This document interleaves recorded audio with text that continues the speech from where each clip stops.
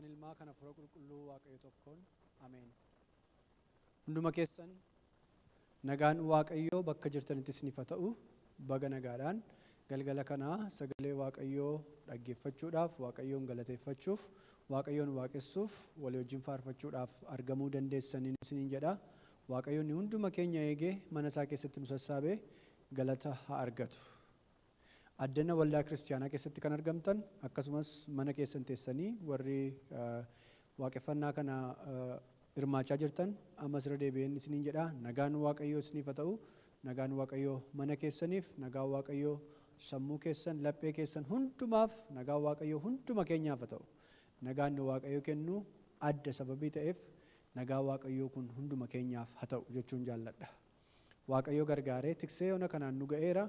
Torban kana keessaati kunoo guyyaa 2-3 dabarsinee walakkaa torbanii geenye irraa sagantaan keenya kuni sagantaa yeroo hundumaa gaafa roobii galgala waldaa kiristaanaa keenya Awurudiimirii irraati, Oromoo Evangelical Church waldaa warra wangeelaa Awurudiimirii irraati galgala sa'a 7tti walii wajjiniin waaqeffannuudha. Baga nagaan dhuftan ammas akka qe'een keessan nagaa ta'e nan amana. Waaqayyoon nagaa nuuf kennu nu wajjiniin jira sababii ta'eef ofii keessanii, sammuun keessan, afurri keessan akka inni nagaa ta'e nan abdadha. Yoo rakkinni jiraate, yoo ba'aan jiraate, yoo gaaffiin jiraate illee waaqayyoon ba'aa keenya, rakkina keenya, gaaffii keenya nuuf deebisu, ba'aa keenya nurraa kaasu immoo nu wajjiniin jira. Hin kadhanna, hin galateeffanna galgala kana. Mee lafuma jirrutti mataa keenya gadi qabanneeti waaqayyoon galateeffachuudhaan sagantaa keenya galgala kana jalqabna. Waaqayyoon nu jiraachise, waaqayyoon nagaa nuuf kenne ulfinaa argatu. Ammas irra deebi'ee yeroo hundumaa kanan yeroon sagantaa geggeessuu, yeroon ofii koo kadhadhu, yeroon ofii koo nama biraa wajjin kadhadhu, ofii koos kadhadhu kana yaadadhu barbaadu waaqayyo har'aan nu ga'eera. Jireenyi guyyaa har'aa kun kennaa waaqayyo nuuf kenneedha malee kennaa ofii keenyaa miti yookiin jabina keenyaan kan arganne miti kan jedhu kanan ofii koos yaadachuu barbaada. Isiniin illee si yaadachiisuu barbaada. Guyyaa har'aa kana kan geenye ofii keenyaa miti jechuudha. Kanaafiti yeroo hundumaa har'a ga'uun keenya gooftaa jaalala keeti Yesuus jaalala keeti si faarfannaa waa'ee tola keeti gatii yoon fudhattu maal siif laannaa hundumtuu kan keeti oo fudhu galannaa harsaa keeti oo fudhu galannaa harsaa keeti jennaan. Irra deebinee waliin mana teessanii karaarra konkolaataa oofaa deemaa wookii gochaa jirtu yoo ta'e illee akka ol duukaa faarfannoon isin gaafadha. Yeroo 2-3 har'a ga'uun keenya gooftaa jaalala keeti Yesuus jaalala keeti si faarfannaa waa'ee tola keeti gatii yoon fudhattu maal siif laannaa hundumtuu kan keeti oo fudhu galannaa harsaa keeti. Oo fudhu galannaa harsaa keeti. Ammas har'a ga'uun keenya gooftaa jaalala keeti Yesuus jaalala keeti si faarfannaa waa'ee tola keeti gatii yoon fudhattu maal siif laannaa hundumtuu kan keeti oo fudhu galannaa harsaa keeti. Oo fudhu galannaa harsaa keeti.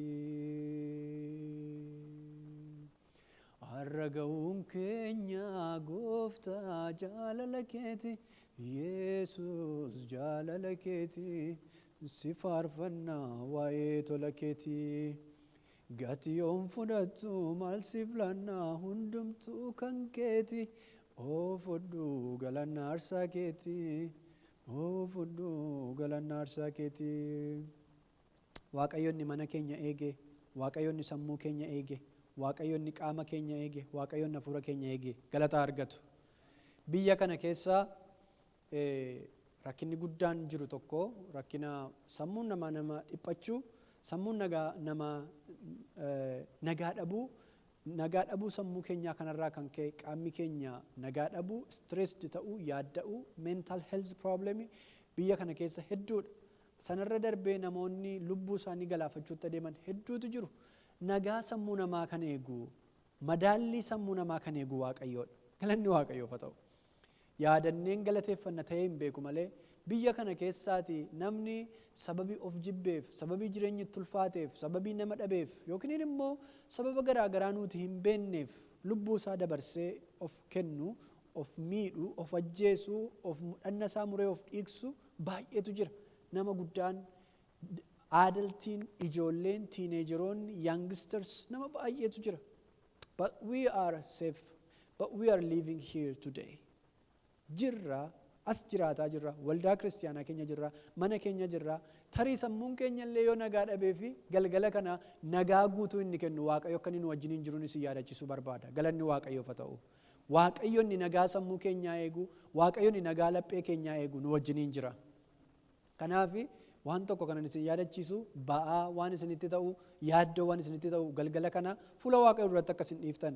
Sitti kenneera mana koo, sitti kenneera ijoollee koo, sitti kenneera saba koo, sitti kenneera waa'ee sammuu kootii, fayyaa koo, gaaffii koo, qabeenya koo, argachuu koo, dhabuu koo hunduma isaa sitti kenneera akka nuun jennuun isin jajjabeessuu barbaada galgala kana. Let's surrender our life, let us surrender our family, our children, our country, our people. Gaaffii qabnu hunduma isaa miila Kiristoos jalaa keenyu.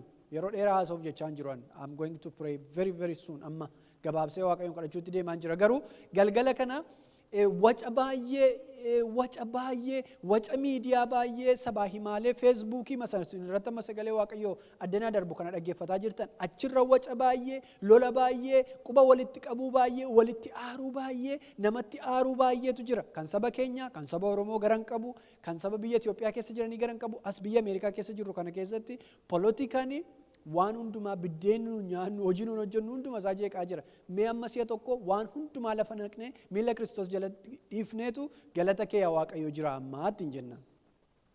Sammuun keenya nagaa argatu.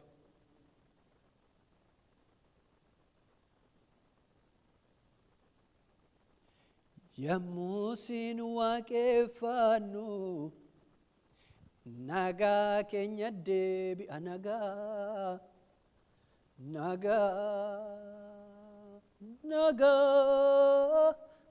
Nagaa Kiristoos inni nagaa keenya ta'e ulfina argatu. Yommuu siin waaqeffannu nagaa keenya deebi'a nagaa keenya deebi'a nagaa. Oh nagaa yommuu maqaa kee waamnu nagaa keenya deebi'a nagaa.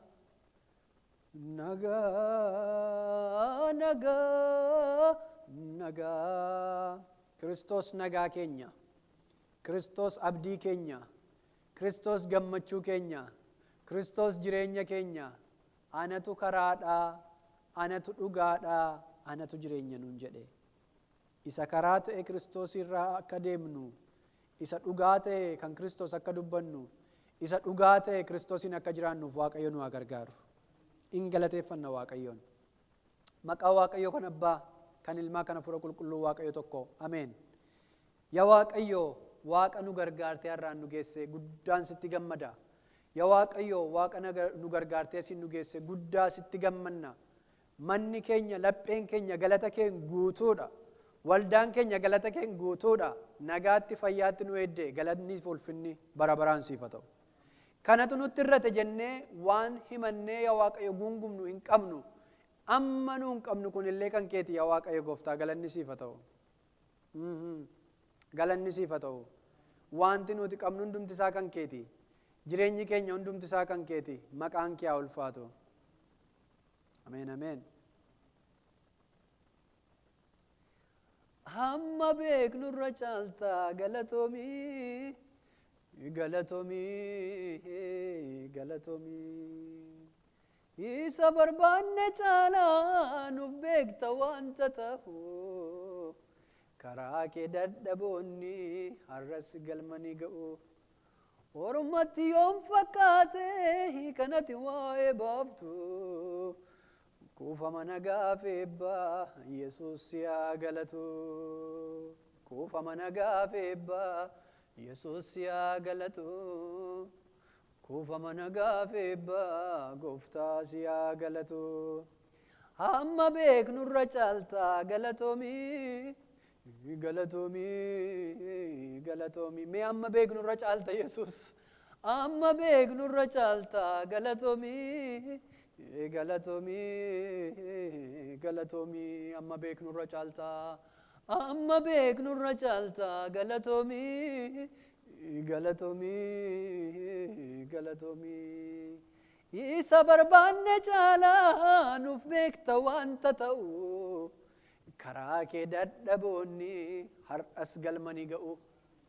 Ormatti yoom fakkaate kanatti waa'ee baaftu. Kuufama nagaaf eebbaa Yesuus si haa galatu. Kuufama nagaaf eebbaa Abbaa si haa galatu. Kuufama nagaaf eebbaa Yesuus si haa galatu. Akka kanatti yoom si beenne waan muraasaaf si duukaa buune sitti siqnee hedduu badhaane. Haalleluuyaa. Maqaan kee haa ulfaatu yaa Waaqayyo. Gaarummaatti nu edde hundumaaf galanni siif haa ta'u. Gaarummaatti mana keenya edde hundumaaf galanni siif haa ta'u. Jaalala kee hundumaaf galanni siif haa ta'u. Yaa Waaqayyo wanta ati nuuf goote wanti nuun beeknu muraasadha yaa Waaqayyo gooftaa. Kana nuun beeknu caalaa nuuf goote. Amma nuun yaaduu dandeenyu caalaa nuuf goote. Hojii ati qaama keenya keessatti hojjettu, hojii ati naannoo keenyatti hojjettu, hojii ati saba keenyaaf hojjettu, hojii ati mana keenya keessatti hojjettu, hojii ati yaa Waaqayyo daa'imman waldaa kiristaanaa keenyaa, daa'imman saba keenyaa, daa'imman naannoo keenya jiran dargaggootaaf abbootaaf hojjettu guddaadha gooftaa. Hamma nuun beeknu caalaa nu gargaarte. Maqaan kee haa ulfaatu. Galgala kana galata kee qabannee fuula kee duratti dhiyaanneerra. Galanni siif haa ta'u. Ulfinni siif haa ta'u. Yaa Waaqayyo gooftaa si galateeffachaa si kadhannaa cubbuu keenya nuuf dhiisi. Balleessaa keenya nuuf dhiisi. Yaadaan isa karaa kee irraa kaanne, hojiin isa karaa kee irraa kaanne, yaa Waaqayyo gooftaa akka garaa garaatti isa si gaddisiifne hunduma isaa nuuf dhiisuun fedha keef jaalala kee nuuf haa ta'u. Yeroo keenya irratti yaa Waaqayyo gooftaa dhuftee akka ati nu barsiiftu, akka ati nutti dubbattu, akka ati nu jajjabeessituuf si kadhannee irraatiin wajjiniin ta'i. Yeroon keenya hafe nuuf eebbifamu maqaa ilma kee gooftaa keenya Yesuus Kiristoosiin. Ameen. Waaqayyo hunduma keessan isin haa eebbisu. Sagalee Waaqayyoo keessaa iddoo tokko dubbiseen isa booda gara sagalee Waaqayyoo walii wajjiniin dhaga'utti nama sagalee Waaqayyoo nuuf qoodutti isin dabarsa. Ergaa warra Filiphisiyoosiif ergame boqonnaa 4 lakkoofsa 4 kaasee amma 8 isa jiruun dubbisa. Kutaan kun baay'ee beekamaadha. Garuu ittiin akka nuuni galgala kana yaadnu, galgala kana hafuura keenya akka nuun ittiin gamaggamnu, ittiin tasgabbeessinu, gara Waaqayyootti akka nuun ittiin siqnuufanii sagalee kana dubbisuu barbaada. Filiphisiyoos 4:4 jechuun hunduma namaatu beeka. Kiristaana namni ta'e kana badaa wallaalii jiranitti hin fakkaatu. Yeroo hundumaa gooftaatti gammadaa. Amma asirra deebiinan jedha gammadaa. Eenyutti gammadaadha? Gooftaatti gammadaadha. Gaarummaan keessan nama hundumaa biratti beekamu gooftaan dhiyoodha, dhiyootti isin dhufa. Lakkoofsa 6. Waan hundumaatti kadhataa fi himataan galataa wajjin wanti isin barbaachisu Waaqayyo duratti akka beekamu godhaa malee waanuma tokkotti yaaddoo hin qabaatina. Kun lallabadha ofii masaati.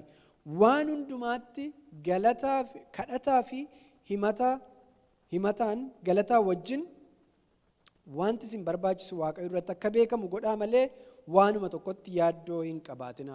Addunyaan keenya kun waan nama yaaddessu, waan nama sodaachisu baay'ee akka jiru nutti agarsiisa. Sagalee Waaqayyoo garuu galata dhiyeessaa, kadhatas dhiyeessaa, kana hundumaan fuula Waaqayyoo duratti akka inni beekamu godhaa malee yaaddoo hin qabaatinaa. Nagaan Waaqayyoo inni hundumaa hubannaa hunduma namaarra caalu karaa Kiristoos Yesuus garaa keessaniif yaada keessan in eegaa jedha.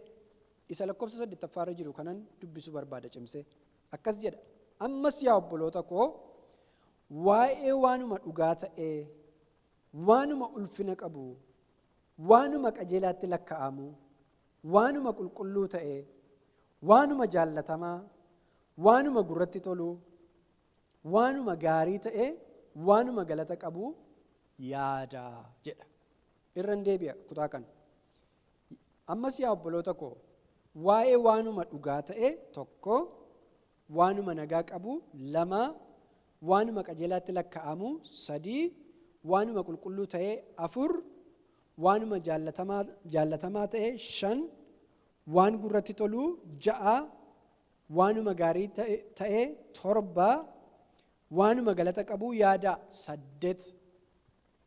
Filiphisiyoos boqonnaa 4 lakkoofsa 8 irratti qajeelfama 8tu nuuf kennamee jira jechuudha. Yeroo kan biraa akka isin irra deebitanii kutaa kana dubbifattanii isin jajjabeessuu barbaada.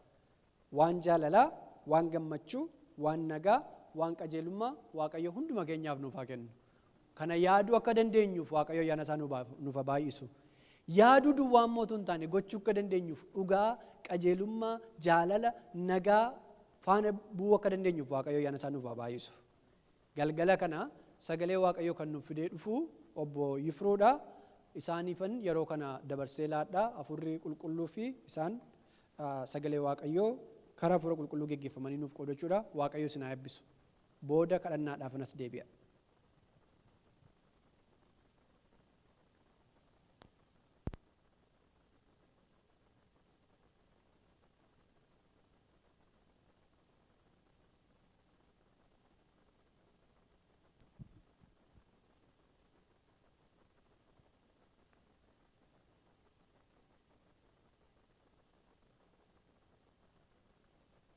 Maqaa gooftaa keenya Yesuus Kiristoosiin warra jirtaniif, warra mana jirtanii fi nagaan gooftaa keenya Yesuus Kiristoos isiniif haa ta'u jedha. Maqaa Waaqayyoo gooftaa keenya Yesuus Kiristoos bara baraan kan ulfaate haa ta'u. Yesuus Kiristoos inni guddaadha. Ergaan amma garbichi Waaqayyoo dubbise kun anaa fi xiksii kooti yeroo hundumaa mana keessatti yeroon kadhadhus yeroo al tokko yeroo baay'ee sitti lallabe. Hin quufamu ciraadhaan. Waaqayyoo karaa baay'eedhaan namatti dubbata. Maqaan isaa kan ulfaate haa ta'u. Maaliif Waaqayyotti gammaduudha. Galanni isaaf haa ta'u. Waaqayyo gammachuun Waaqayyo immoo nuyi immoo humna keenyaa jedha. Yeroo nuyi Waaqayyotti gammannu Waaqayyo immoo taraa isaa achas waa'ee keenyaaf hin gammada. Isa nu gammannu jechuudha. Gammachuun Waaqayyoo immoo nuyiif humnaa jedha sagalee Waaqayyo. Galanni Waaqayyoof haa ta'u. Gooftaan koo si haa eebbisu haase. Guyyaa irraa sagalee Waaqayyoo akka nuyi wajjin ilaaluu barbaadu gargaarsa hafuura qulqulluu kan jedhu irratti yaada jirtu isin wajjin sheerii gochuu barbaada. Gargaarsa hafuura qulqulluu. Maqaa Waaqayyoo gooftaa keenya Yesuus kan ulfaate haa ta'u bara baraani. Akkuma beeknu gidduu kana torban darbee waldaa keenya keessattis waldoota hundumaatti guyyaatti ayyaanni hafuura qulqulluun itti bu'ee guyyaa 50ffaa ayyaanni guyyaa 50ffaatti eebbifamu waldaa keessatti bu'uu hafuura qulqulluu biyya lafaa irrattiitu ayyaana eebbifamaa akka ture hin beektu yaadattu. Gooftaa hafuura qulqulluun biyya lafaatti ergamee eegasii biyyuma lafaarra jira. Galanni Waaqayyoof haa ta'u. Nuyi nu gargaaruudhaaf jedheetu waan hundumaatiin nu wajjiniin ta'ee nu geggeessuu jedheetu anaaf isinii wajjin biyya lafaarra jira. Maqaan isaa kan ulfaate haa ta'u. Mataa keenya galii qabannee Waaqayyoon kadhanna. Guddaadhaaf tolaa kan taate Waaqayyo isa bara baraa jireenya namaatiif yeroo hundumaa kan hoo'itu kan namaa gadditu. Yoo namni gadde nama laaltee fuula kee kan namarraa hin deebisne yeroo hundumaa kan namaaf hoo'itu gooftaa. Isa beela'ee kan nyaachiftu, isa hojii dhabee kan hojii laattu, isa gadde kan jajjabeessitu, fayyina lubbuu itti dabaltee kan namaa laattu. Gooftaa keenya galanni guddaan siif haa ta'u. Galgala kana immoo ani garbichi kee waan hin qabu. Ani yaa Waaqayyo dadhabaa nama waan tokko hin qabneedha, kan qabu siidha. Gooftaa bara baraa sagalee kee yeroo dubbatamu barsiisa kan taate hafuura qulqulluun yoon illee dogoggoree waa dubbadhe jira ati sirreessi gurra namaatti galchi. Nu gargaari galgala kana. Gargaarsa kee malee waa tokko gochuu hin dandeenyu. Iddoon kun iddoo kabajamaadha. Sagaleen kee kabajamaadha. Sabni kees kabajamaadha. Atis immoo mataa keenya galanni siif haa ta'u. Maqaa ilma keetii maqaa Yesuusiin. Ameen. Raajii Isaayaas boqonnaa 61 irraa yaada jiruun eegan dubbadhee booddee waa'ee gargaarsa afur qulqulluu yaada 4-5 tokko isinitti meeni xumura badaan turu. Galanni Waaqayyoof haa ta'u. Akkana jedha. Afurri Gooftaa anarra jira. Sagalee misraachoo warra gadadamootti akkan himuuf Waaqayyoo na dibeera. Warra garaan isaanii cabee akkan fayyisuuf warra booji'amanitti gadhiifamuu, warra hidhamanittis hiikamuu akkan labsuufi ani inni na ergeera. Waggaa Waaqayyo biratti jaallatame fudhatame guyyaa Waaqayyo keenya itti ijaa baafatu akkan labsuuf warra gaddan hundumaas akkan jajjabeessuuf na ergeera. Galanni Waaqayyoof haa ta'u. Dibatii afurri qulqulluu anarra jira jedhee dubbata. Dibata kana keessaan immoo namoota warra rakkatan, namoota warra hidhaa keessa jiran, namoota warra boojuu jala jiran, namoota warra reebicha jala jiran, namoota warra du'aa jiran jala isaaniif nagaa kennuudhaaf, dubbii Waaqayyoo itti himuudhaaf nan dibamee ergamee jedha. Galanni Waaqayyoof haa ta'u. Inni ana jiru sagalee misraachoo warra gadadamootti akkan himuuf, warra rakkatee dhiphatee bitaan mirga isaanii wallaalanii dhiphina guddaa keessanii fi akka isaanichi keessaa baafamaniifini sagalee Waaqayyoo dubbachuudhaaf hafuura Waaqayyootiin ergame jedha. Warra garaan isaanii cabe akkan fayyisuuf, warra booji'aman akka isaan gadhiifamaniif, warri hidhamanis immoo akka isaan hiikamaniif jedha. Gooftaa afur qulqulluun biyya lafaarra yeroo jiru utuu hin dhufiin dura Gooftaan Yesuus Kiristoos akkana jedhee ture. Dhaqeen hafuura koo isinii ergaa, hafuurri koo kun isin gargaara,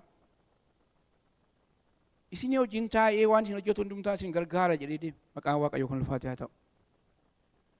Tajaajila duwwaadhaaf utuu hin ta'in rakkina amma sabni keessa darbaa jiru, dhiphuu sabni keenya keessa darbaa jiru, arrabsamuu namoonni keessa darbaa jiranii, hidhamuu namoonni keessa darbaa jiranii kan hiikuu danda'u hafuura qulqulluu duwwaadha. Namoota foonii biraa waa argachuun hin danda'amu. Namoota hiriyoota keessan biraa, mootota biraa waa argachuun hin danda'amu. Isaanis akkuma keenya nama saba ta'eef.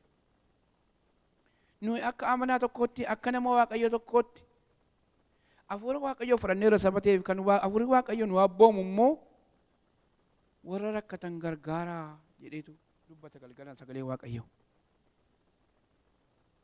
Yeroo hundumaa boo'uun gatii hin qabu. Hin boonya, hin gaddina, waan godhu dhabna. Keessumaa gaafa lafa fagoorra jiraannu waan goonu gaafa dhabnu garaa keenyatti nu mooga. Yeroo namni miidhamuu abaluutu du'e jedhanii nutti himanii garaan keenya hin cabu. Biyya sanatti warri jiraniif hundumaaf saba keenya duwwaatu hin ta'in sabni garbanis rakkina dhiphaa guddina keessa kan jiran warri biyya kanaa tokko jecha tokko qabu. Every person have a right to life jedhu. Namni hundumtuu jireenya gaarii jiraachuudhaaf raayitii qaba. Kana gochuudhaaf yeroo halkanii guyyaa dhama'u. Namoonni biyya kanaas raayitii isaanii beeku, saba ta'eef waan dubbatan beeku. I have a right to live jedhaniitu dubbatatu. Dubbii sana namni garagalcheetu dubbatu hin jiru. Maaliif raayitii nama tokko hin jiraattu jettanii dhaguu hin dandeessan Waaqayyo jireenya kenneeraaf saba ta'eef.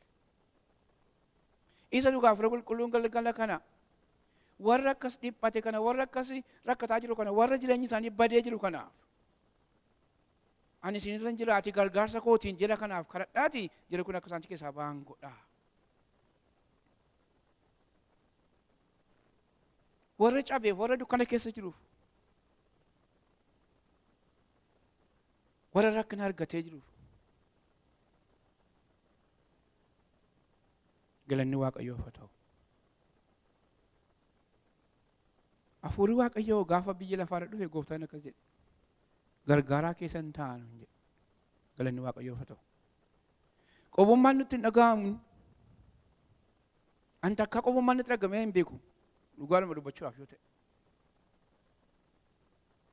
Isan durseera taanaan ofii koo isatti of kenneera taanaan gooftaaf qulqulluudhaaf jireenya koo gadi qabeera taanaan inni waan godhu natti hima. An silaa ofii kootiin danda'u nama foonii sabatee. Hunda keenya warra tajaajiltoota taane hunduma keenya irra jira hafuurri qulqulluun. Har'a galgala ganuu hafuura qulqulluu nuu kenname sanaa maalittiin akka goonu sagalee Waaqayyoo nutti himaa jira yoo hubanne. Galanni Waaqayyoof haa ta'u. Gooftaa keenya Yesuus Kiristoos yeroo biyya lafaarra deebi'aa ture hojii baay'ee hojjetaa ture. Innis akkuma keenya nama ture sabatee deebamuu isa barbaachisa ture. Hafuura qulqulluudhaan gaafa deebame jalqaba qoramni isarra ga'ee seexanaan qoramuu ture. Halkan 40 guyyaa 40 lafa gogaa keessatti qoramuutu sirra ture. Isa keessaa beetu dinqii adda addaa waan gurguddaa hojjetee isa naafa hiikee isa beelee nyaachisee waldaa bu'uuressee waldaa jireenyaa nuuf kennee kakuu haaraa nuuf banee deeme gooftaan keenya.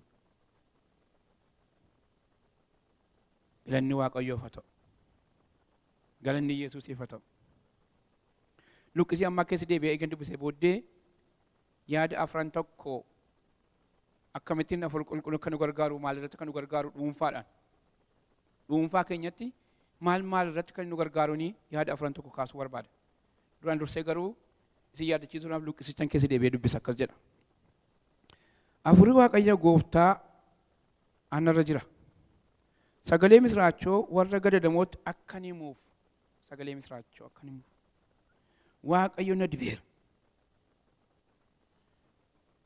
Warra garaan isaanii cabe akka ni fayyisuufi warra booji'amanitti gadhiifamuu warra hidhamanittis hiikamuu akka ni labsuufi inni na ergeera. Waggaa Waaqayyo biratti jaallatame fudhatame guyyaa Waaqayyo keenyaa itti ijaa baafatu inni ani akka ni labsuuf warra gaddan hundumaafis akka ni jajjabeessuuf na ergeera. Mind you namoota dadhabanii namoota rakkatan obbukkeeta garraan akka nu jajjabeessinu ergaan nutti kennameera. Dhimma koo miti innee bukkeen dabaruu hin dandeenyu kiristaana mataanetti dhageessanii dhumarratti san dubbise. Ollaa keessan namni rakkatu yoo jiraate namni waa dhabee dhiphatu yoo jiraate jabeessuun kan keenya. Inni nama jajjabeessu inni nurra jiru isatu hojjeta saba ta'eef nu ergamuu duwwaadha hojiin keenya. Wangeelatti labsuudha. Namni sun namittiin sun akka isaan jajjabaatan itti himuudha. Gara waldaatti jira fiduudha. Mana Waaqayyoo keessa nagaan akka jiru himuudha. Jajjabina namootaaf kennuudha. Kun mataa keenya tokko mataa keenya irra jira jechuudha akka amanaatti. Booddeetti gaafatamna. Gooftaa Yesuus Kiristoos ergamoota isaatiin ani beela'ee na nyaachifnee dheebodhee na baafnee hidhaas hidhamee haxoo'ee nan gaafanne jennaanii yoomii asafayyoon dogoggora deebisuu dandeessa. Yoomii ati hidhamtee si agarree dhuftee sin gaafatee namnee yoomii ati beelofnaan si taachisuu dinnee yoomii ati rakkanaan si gargaar dhiifnee jedhe itti deebisan. Gooftaan garuu namni rakkataa tokko isa karaarra jiru kenne anaaf kennee deebiseef gooftaan. Galanni Waaqayyoof haa ta'u. Kanaan egerraa wadhee booddee tuqaa afran tokko isinii kennee kadhannaa koo sagantaa koo xumura. Akka dhuunfaa keenyaatti hafuurri qulqulluun nuyiif maal godha? Dhuunfaa keenyatti Afur qulqulluu akkamittiin yuuzii goona akkamittiin nu gargaara afur qulqulluun jireenya keenya keessatti. Yeroo olii gad deemnee jiraannee waldaa dhufnee lafa achi deemnee as deemnee jireenya keenya mijeeffannee hojiillee goonu maalirratti nu gargaara afur qulqulluun dhuunfaa keenya. Innis laayii tajaajila warra biraa tajaajiluudha. Amma immoo dhuunfaa keenya irratti afur qulqulluun maal nu godha? Tokko dhuunfaa keenyatti macaafa ergamootaa boqonnaa tokko lakkoofsa 8 irratti akkas jedha. Humna wangeelatti hin lallabdan hamma humna argattanitti Yerusaalemiin maal hin ba'ina. Hamma humna argattanitti. Kanaaf hafuurri qulqulluun wangeela akka lallabnuufitu humna nu ta'a jechuudha dhuunfaa keenyatti. Tajaajila keessa lixuun barbaanne yoo ta'e hojii waaqayyoon hojjenne yoo ta'e humna hafuura qulqulluu qabaachuutu nurra jira jechuudha. Galanni waaqayyoof haa ta'u. Kanaafitu gooftaan akkas jedhee boqonnaa tokkoffaarratti akkas jedhee itti mee boqonnaa lamarratti ergaan sun raawwate. Walitti dhiyoon fakkaatu boqonnaa lamarratti hafuurri qulqulluun dhufee warra 120 sana irratti bu'e. Galanni waaqayyoof haa ta'u. Akka isaan hojii waaqayyoo hojjetanitti an hunduma keessa kan na ajaa'ibsiisu manni geeddarama Phexros irratti ta'etu baay'ee na ajaa'ibsiisa. Phexros nama akkamii akka ture beektu? Nama gooftaa isaa al sadii haalee ture. Namas immoo jirjiru ture. Garuu gaafa hafuurri qulqulluun irratti bu'u he is a different Peter. Nama biraa ta'e Peter. Humna argate. Kanaaf jedhees maal jedhee? Isin isa ajjeessantu kana fidee warri kun hin dhunne hin machoofne sa'aatii isaa laalaa sa'aatiin isaa sa'aatii dhugaatii miti. Garuu waaqayyo isa isin fannoo irratti fardifamtu hafuura kanatti dhagalaafnaan akkas ta'aa jira sabateef. Isintu muka irratti fannise. Isintu akkas akka inni du'u godhe. Isintu akkas godhe edee gaafa inni itti himu kana booddee rispoondii godhanii deebii kennani. Garaan isaanii immoo gahe nutu kana godhe jedhanii gaddan hin gaabban. Galanni waaqayyoof haa ta'u. Inni lammataa hafuurri qulqulluun nuuf kadhata. Roomee 8:26 irra jiru. Roomee 8:26 jira. Isiniin dubbisa afaan Ingiliffaa dhiifama guddaa akkas jedha. Likewise, the Spirit also helps in our weakness, for we do not know what we should pray for as we ought, but the Spirit Himself makes intercession for us with groaning which cannot be uttered. Jechuun isaa maal jedha? Karaa nuun galleen yeroo dadhabbii keenyaa yeroo nu dadhabnee kufnee waa gochuu dadhabne yeroo hin jiru waan tokko tokko yeroo isin dadhabdanii waa kadhachuu dadhabdan. Yeroo sana hafuurri qulqulluun gidduu lixee raawwateetu aadaa isinii kadhataa'edha. Intercessor jechuun kadhannaa isiniif namni tokko isinii kadhata jechuudha. Isin dadhabdaniitu nama isinii kadhatu isin beektani. Mee waan tokko isin gaafadha. Al tokko tokko jireenya keessatti wanti tokko balballi isinitti cufamee rakkattanii tubettanii wanti tokko tarak jedhee banamee gaafa inni hojiirra oolu gaafa wanti hunduu isinii hiikamu isin garuu hin kadhanne waan tokko ta'e hin beeku. Isa kadhatu jira sabateef isinii ta'aa jira galanni waaqayyoo ta'u. Saba hafuurri qulqulluun continuously nu kadhatuuf yeroo baay'ee ani quunnameera wanta akkasii. Hin kadhadhu garuu waan baay'inaa ta'e.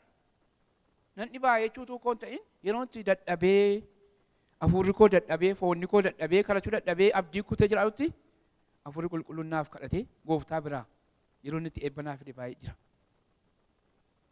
Yeroon akkas jedhu hin kadhatinaa jedheen kooleejii isin gochaa hin jiru. Yeroo dadhabnutti hafuurri qulqulluun nu gargaaraa jechuudhaaf jedheen. Galanni waaqayyoof haa ta'u. Roomee 8:16 immoo gadi bu'ee akkas jedha. Mucaa waaqayyoo ta'uu keenyaan nuuf dhugoomsa. Mucaa waaqayyoo ta'uu keenyaa akka nu ijoollee waaqayyoo taane hafuurri qulqulluun guyyaa guyyaatti nu dhugoomsa.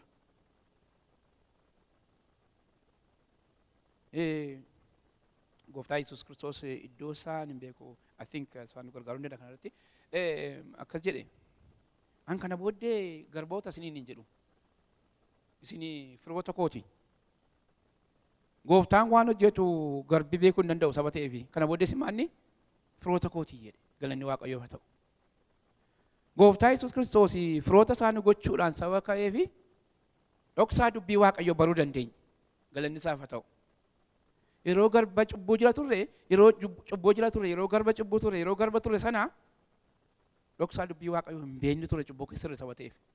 Waaqayyo achi keessa nu baaseetu nu isin kana booddee firoota kooti waan inni hojjetu hundumaa mistira hundumaa arguudhaaf isinii fayyamameera jedha. Kanaaf mucaa waaqummaa keenya yeroo hundumaa guyyaa guyyaatti Hafuura Qulqulluun nutti himaa jedha Roomee 8:16 irratti. Isa dhumaa waa'ee isa guddaadha gara booddeetti hambisee dhiifama. Waa'ee cubbuu keenya nutti himaa jedha Gooftaa Yesuus Kiristoos. Innis immoo kan inni argamu Yohaannis 16:8 irratti argama. Hafuurri Qulqulluun yeroo dhufu jedha Gooftaa Yesuus Kiristoos. Waa'ee cubbuu keessanii isinitti himaa. Akka isinii cubbuu keessanitti isinitti agarsiiseetu ilaa cubbuu hojjetaa jirta irraa deebi'i. Irraa deebi'i cubbuu hojjetaa jirta jedheetu nutti himaa. Yeroo hundumaa namoota waan tokko tokkoon gaafadha. Akka jedheen gaafadha. Amma yeroo waan tokko balleessitani waan sun sirrii ta'uu isaa beektu garuu balleessitu. Wanti tokko isinii suuqii isinii naquu nana keessa maaliifan kana godhettanii gaabbitanii akkas nama godha Hafuura Qulqulluun. Kana gooteetta maaliif kana goote yeroo nutti immoo suuqii nu naqu sarara jiraatan inni keenya. Gaabbuun nurra jiran. Hin gaabbinu taanaan we're dead. Adraa Waaqayyo dhaggeeffadhaa kana. Namni keenya akkasumatti meeshaa Hafuura Qulqulluu Gooftaa Hafuura Qulqulluu iyyuu qo'aafachaa isa ammaaf fedhii isaati ofii keessanii mataa keessan gaafa waa balleessitan nama tokkotti dhaxanii waa balleessitanii namichi sun nama gaariidha tolaadha waan tokko isin goone garuu waan tokko dhaxaniitti balleessitanii namni keessan hin gaabbu maaliifin kana godhe ayya nama kana hin gaddisiis jedhee keessi keessan hin rabbashamu. Amantootaa waan tokko isinitti himaa. Wanta akkasii suukiin akkasii namni keessa hin jiru taanaan ceephuun akkasii namni keessa hin jiru taanaan rakkina guddaa keessa jirra jechuudha. Kanaaf gara Waaqayyootti deebinee Hafuura Qulqulluu gaafachuun irra jiraata jireenyi keenya akka geeddaruuf. Inni dhumaa tokko Yohaannis 14:26 irra jiru dubbadhee raawwadha. Gooftaa Yesuus Kiristoos jedhe kanas waan ani amma isin barsiisu kana dhufeetu isiniif galcha. Galanni Waaqayyoof haa ta'u. Yohaannis 14:26 jira. Waan ani amma isin barsiise kana barumsa amma isin barsiise kana hunduma isaa Hafuurri Qulqulluun dhufee isiniif hiika isin barsiisa. Isinitti agarsiisa. Waan baay'ee dubbadhuun qaba. Garuu amma isinitti hin danda'u dansa hin baattani jedheetu kana dubbii kanatu nuu hiikee Hafuura Qulqulluu wangeela kana nuu hiikeetu akka nuu galu godha Hafuura Qulqulluun. Galanni Waaqayyoof haa ta'u. Kanarra darbuu hin danda'u isinii dabala. Qorontoos tokkoof jalqabaa lakkoofsa 12:7-11 jira. Qorontoos jalqabaa boqonnaa 12 lakkoofsa 7-11 akkas jedha. As qabaachuu dandeessaa nu dubbisuu dandeessaa samma kana. Dhiifama osoo okay. Akkas jedha kennaa tajaajilaa nuu kenna. Ani shortii natti poointii mataa kootiin caafadhe saba ta'eef. Kanaafi kennaa Hafuura Qulqulluutu kenna. Hafuura Qulqulluun kennaa isaatu nuu kenna. Akka nuyi tajaajilu kan nu godhu isa. Iddoo keenya malee akka nuyi hin dhaabbanneef tajaajilu malee namootaa wajjin akka waliin lolleef kennaa nuu kenna. Gaafa lafa kennaa keenya dhaabbannu gaafa isa Hafuura Qulqulluun nuu kenne iddoo sana dhaabbannu Waaqayyo sin gammada nus tajaajila keenya gaarii ta'a. Anaafi kadhannaa naa kenname yoo ta'e hojiin koo yeroo nama kadhachuu duwwaadha. Kennaa sana isaatu naa kenna jechuudha. Isa wangeela lallabuufi isa qeessi ta'uufi isa faarfatuufis tokkichuma Hafuura Qulqulluu sanatu kennaa'edha.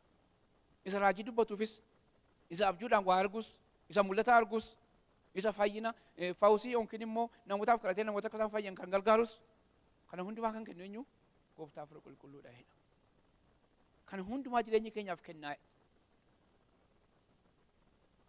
An yeroo baay'ee kanan itti dhiphadhu iddoo koo malee gaafa of argu baay'ee rakkadha. Galanni Waaqayyoo ta'uuf waldaan keenya rakkina akkasii hin qabdu. Hundumti keenya karaa sirrii deemnee godaanaa nama deemaa jirra. Maqaan Waaqayyoo kan ulfaatee ta'u. Galaatiyaa 5:18 fi Galaatiyaa 5:6-18 immoo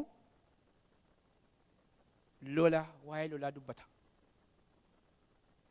Hafuurri qulqulluun foon keenya wajjin, foonni keenya sirratti ol baay'eedha.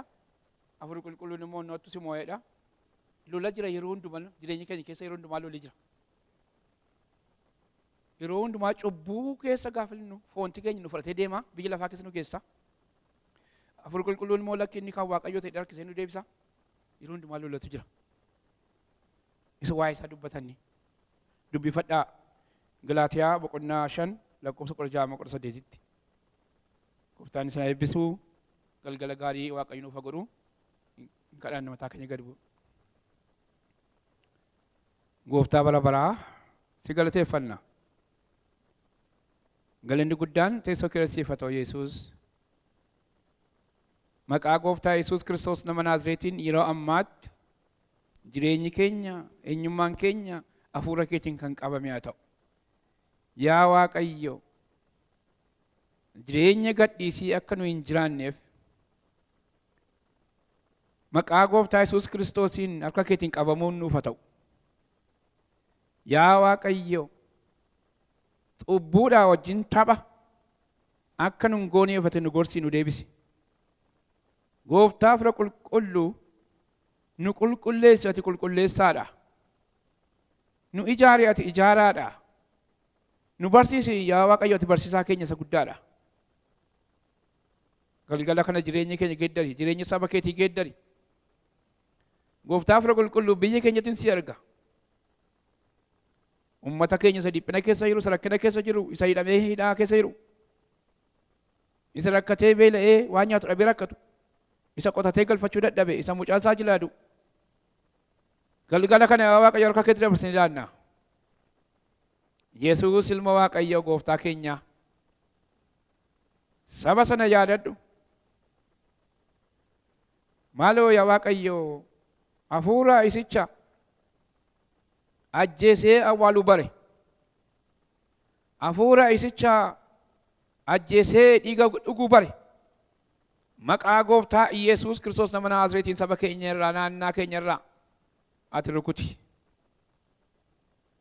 Maaloo yaa Waaqayyo, ijoollee xixinnootu dhumaa jira. Dubartootatu abbaa manaa dhabaa jira, ijoolleetu abbaa dhabaa jira. Abbaatu nama isa xooru dhabaa jira. Maaloo yaa Waaqayyo, ati harka kee diriirfadhu nu tuqi. Nu gargaari Yesuus.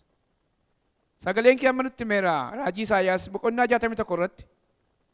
Hafuurri kee warra hidhamanii, warra rakkatanii, wangeela keetiin bilisa ba'uu akka danda'u nutti dubbateera. Maaloo yaa Waaqayyo nu gargaari. Gooftaa keenya galanni guddaan teessoo keessa haa ta'u. Maqaa ilma keetii, maqaa Yesuus Kiristoos nama Naazreetiin. Ameen.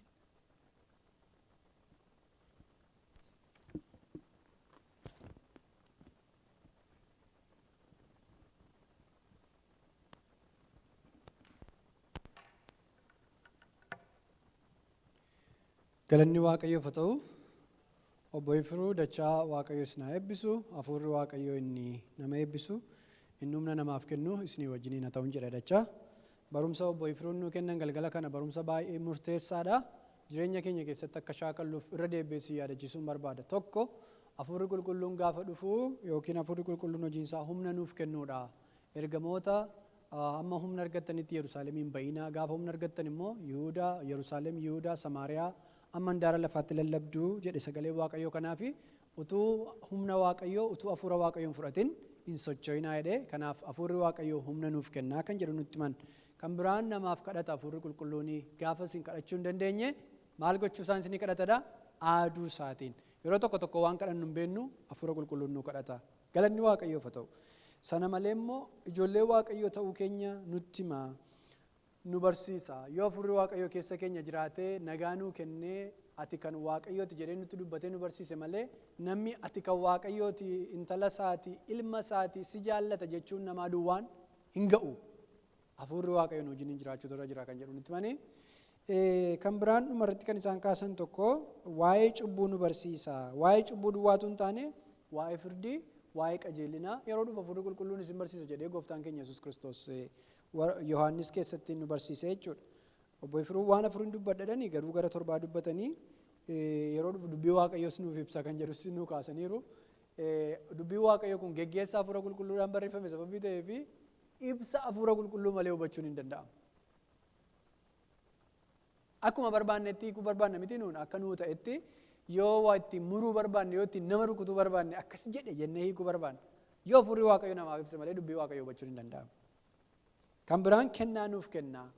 Dhumarratti immoo tarii yeroo lolli keenya keessa keenyatti geggeeffamu kana lola sana iyyuu nu moosisaa kan jedhudha. Torban irraa maalin jedhee dubbadhee ture Hafuurri Qulqulluun waan afuriif nu fayyada kan jedhuun kaasan immoo afur akka biraatti deebi'ee dhufe irra torban irraa kana jedhee Hafuurri Qulqulluun in waamaa, in dammaqsaa, in qulqulleessaa, in eega kan jedhudha. Gabaabaatti irra deebi'eenanii Hafuura Waaqayyoo kana ofii koof isiniif biyya keenyaaf kadhadheenanii sagantaa keenya xumurra. Hin kadhanna Waaqayyoon ol wajjiniin. Yaa Waaqayyo Gooftaa si galateeffannaa. Hafuura kee ergitee inni amma ammaatti nu wajjiniin jirtu. Hafuura gaafa argattanii Hafuurri Qulqulluun gaafa dhufu dhugaa beekuu biraan isin ga'a. Macaafa akka hubattaniif sammuu keessan isiniif bana jettee dubbattee ati ol baatee guyyaa 10 Hafuurri Qulqulluun dhufee biyya lafaarra guute. Warra harka isaanii bal'isanii laphee isaanii banatanii sitti of kennaniif Hafuurri kee arras jira. Bilbilarraan yeroo si dhaggeeffattan Hafuurri kee hojii hojjeta. Waldaa kiristiyaanaa keessa ta'anii yeroo dhaggeeffatan Hafuurri kee hojii hojjeta. Karaarra yeroo deeman Hafuurri kee nama wajjin hojii hojjeta yaa Waaqayyo Gooftaa. Galgala kana ammas dheebuu Hafuura keetiin fuula kee duratti dhiyaanneerra. Akkati nuuf Hafuura kee nuuf dabaltu, akkati yaa Waaqayyo Gooftaa nu qajeelchitu. Bara haamara wacaan guute kana keessa eenyu akka sobu, eenyu dhugaa akka dubbatu bara wallaalle keessa eenyu dhugaa akka lallabu bara wallaalle keessa Hafuurri kee Qulqulluun akka inni ibsa nuu kennu akka Hafuurri kee ija keenya nuuf banu barbaanna. Maqaa Yesuus Kiristoosiin tokko namoota sagalee kee dhaggeeffataa turanii dhaggeeffataa jiraniif ammayyuu Hafuurri kee dabalamu. Maaltu dhugaadha? Eenyutu dhugaa dubbata jennee bitaa nutti galaa jira. Attamitti adda baafanna inni kun isaan dhugaan dubbadde jedha, inni sun isaan dhugaan dubbadde jedha, inni gamanaan dhugaan qaba jedha, inni kunis dhugaan qaba jedhe bitaa nutti gala. Ofii keenyaas bitaa nutti gala rakkataa oolla addunyaa kana keessatti. Gaaffii garaa garaa of gaafachaa oolla.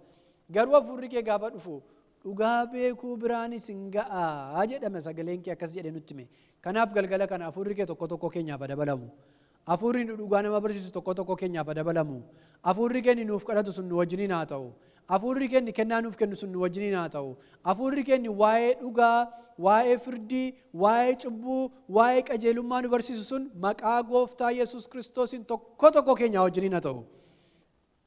Inni waldaa kiristiyaanaa hundeesse, inni sagalee kee nama lallabsiise, inni Phexros isa sodaataa sana jagna godhe, inni yaa Waaqayyo Gooftaa Phaawulos isa si ari'atu sana laphee isaa qabee ija isaa irraa qola irraa buusee akka inni yaa Waaqayyo si ari'achuu irraati siif du'uutti dabarsamee darbee siif of kennuutti ce'u akka inni godhe sun Hafuurri kee tokko yaa Waaqayyo Gooftaa namoota mana ta'anii nu dhaggeeffataa jiran, namoota addana ta'anii jiran hundumaa yaa Waaqayyo Gooftaa ija jabeeyyii haa godhu.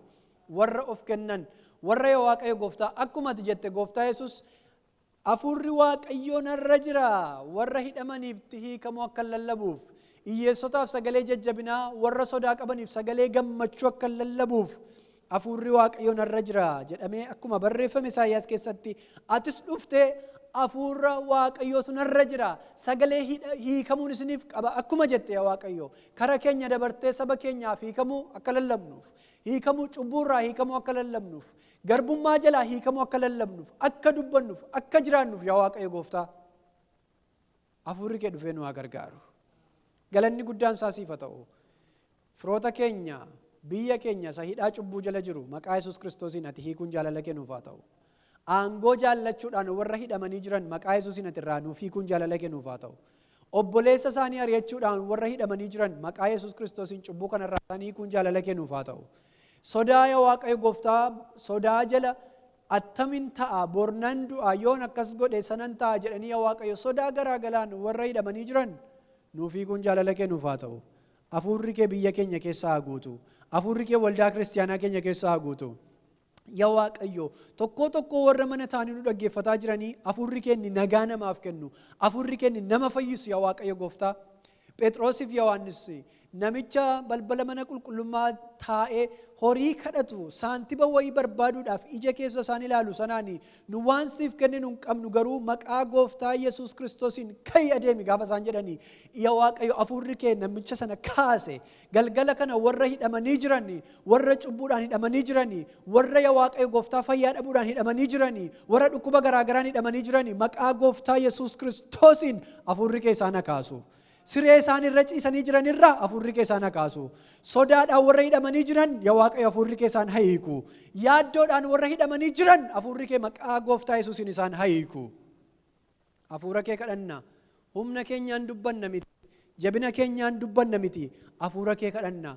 Hafuurri kee fayyisuudhaan, hafuurri kee abboota keenya jajjabeessuudhaan, haadholii keenya jajjabeessuudhaan, mogolee isaanii haaressuudhaan, dhukkubarraa isaan fayyisuudhaan, warra qofaa ta'anii wajjiniin anis wajjinan jira jechuudhaan, paaraaqlaatasidha, ani miiltoo keeti, sin jajjabeessa, si duukaan jira jechuudhaan hafuurri kee tokko namoota amma sagalee kee dhaggeeffachaa jiranii jajjabeessu. Galata argadhu, ulfina argadhu, waldaa kiristaanaa keenya nurkaa fuudhi. Saba keenya nurkaa fuudhi. Biyya keenya nurkaa fuudhi. Biyya nuun keessa jiraannu kana nurkaa fuudhi. Gaarummaa nu dhageessisi. Waan nagaa nu dhageessisi. Waan gammachuu nu dhageessisi. Kadhannaa keenya kana hunduma isaa immoo si ajajna miti. Isa tolaa ta'e ilma kee gooftaa keenya Yesuus Kiristoosiitiin si kadhannaatiin nuuf dhaga'i. Ameen. Walii wajjiniin kadhannaa gooftaan keenya Yesuus Kiristoos bartoota isaa barsiisee kadhanna. Yaa abbaa keenya ol waaqarra kan jiraattu maqaan kee haa qulqullaa'u mootummaan kee haa dhufu jaalalli kee waaqarratti akka ta'e akkasuma lafarrattis haa ta'u kan nu ga'u buddeena keenya har'aa nuuf kenni yakka keenyas nuuf dhiisi nus kan nu yakkaniif akkuma dhiifnu qorumsatti nun gashin hamaa nu oolchi malee mootummaan kan keeti yoo humnis galannis baruma baraan ameen. Ayyaanniif eebbi waaqayyo ammaa kaasee amma bara baraatti hunduma keenyaa wajjiniin haa ta'u. Ameen. Warras jirtan ta'a waaqayyo guddaas na eebbisu amma dhumaatti nu wajjiniin waan waaqeffataniif eebbifama.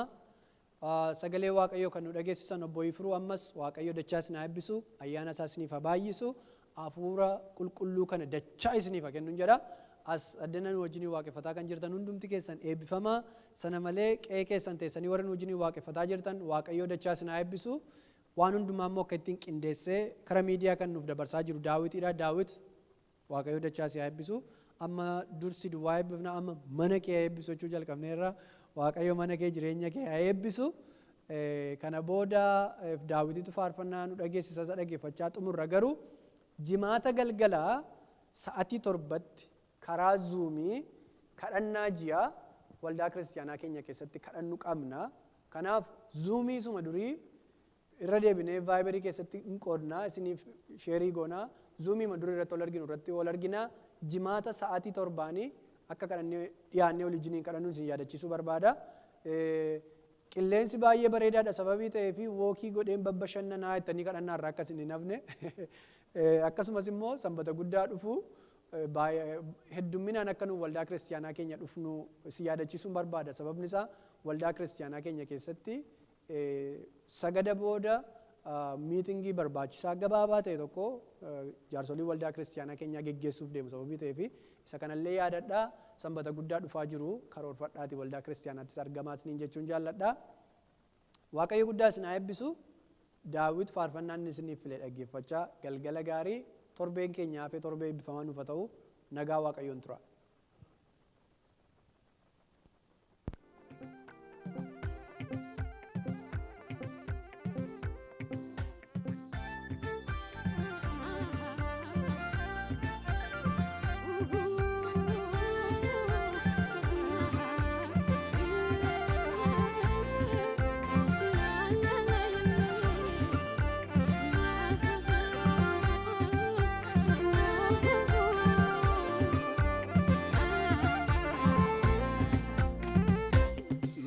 goona maaliif akkas taana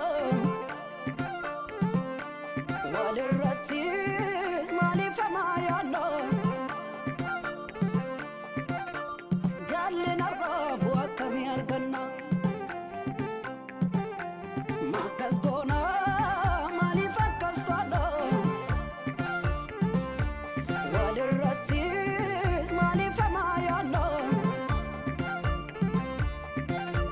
kottaa maaloo wal gurfannaa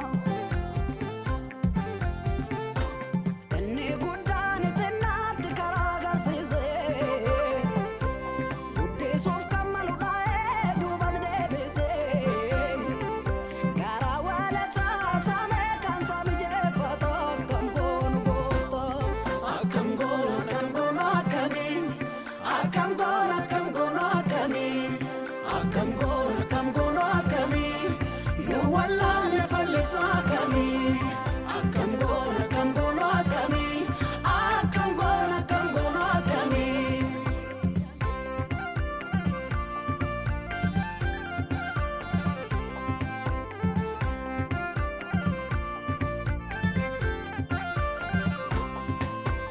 haadhoo lamaan taguugii wal gowwoomsee wal ari'atee wal jibbee biyyaa wal baasee fakkeeffateetu eebbasaarraa fuudhata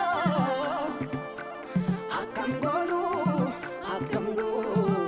goofta haadha lamaan taguugee wal gowwoomsee wal ari'atee wal jibbee biyyaa wal baasee fakkeeffateetu eebbasaarraa fuudhata akkam goonu goofta akkam goonu akkamii akkam goonu akkamii akkam goonu akkamii nu wallaalle fallisaa akkamii akkam goonu akkamii akkam goonu akkamii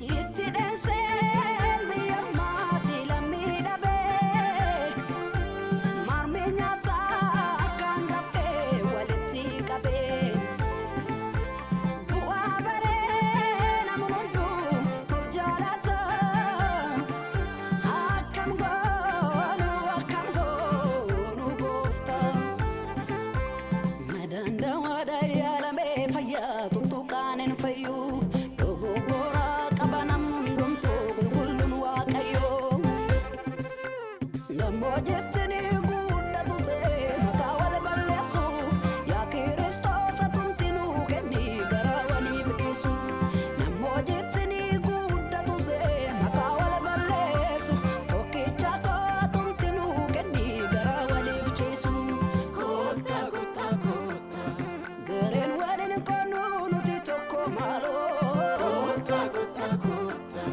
jaalala nuuf fayyaa waliin baanu haaloo